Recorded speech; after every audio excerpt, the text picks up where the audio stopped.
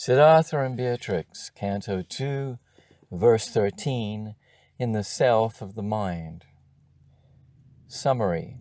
Siddhartha, seeing death and old age, sets out on a quest to find peace while living in the world.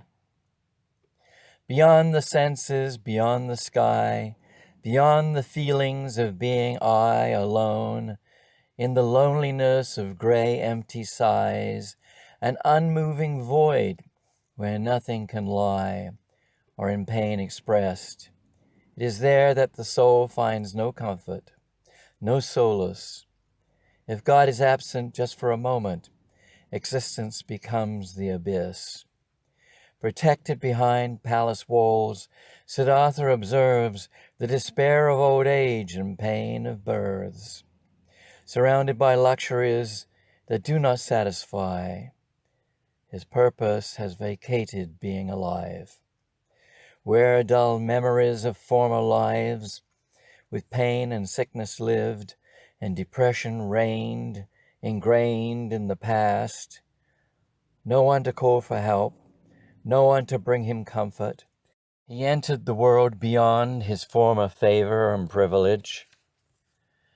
This rude awakening took him down to the Ganga, whose virgin source in purity had sprung, between great mountain ranges and betwixt two continent shelves.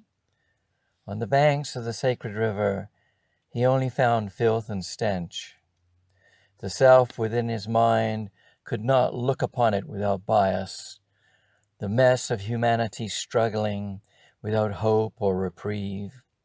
To expunge this awful sight, he threw himself into the holy river, full of excrement and clay, where animals were slaughtered to God standing dumbly by. Into the rushing water he entered, full of dirt and unknown dangers. He waded deeper until he could no longer feel the bed of rocks below his feet. The current of the Ganga pulling him downward, drawing him into her darkness, his life opening before him in all its sadness. But then the face of Beatrix appeared. She smiled, and he lifted his arms towards her.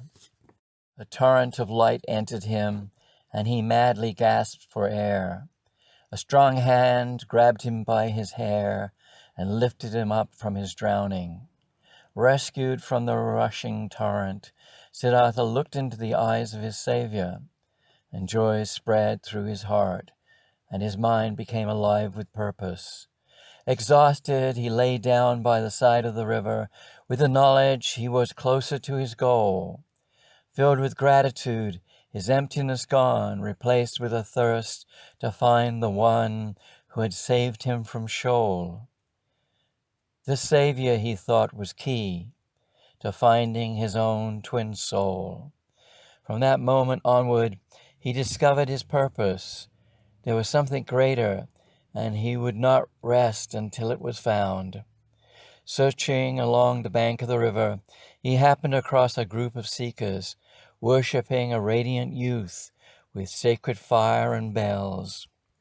In awe and wonder, Siddhartha watched him as his body quivered and then disappeared out of sight. For many days he roamed the banks of the river, and then he came upon a temple. There he discovered a priest dressing the Devi in silk. Sometimes the priest would dress like the Devi herself, and with abandon dance around her. Sometimes he would chant, and sometimes fall down in a trance, his devotees holding him up in samadhi. But still not satisfied, Siddhartha continued to look for the one who had lifted him from the water. Then he joined sadhus living in the forest, who mimicked the great god Shiva. He chanted his name all day long and smoked the Ganga.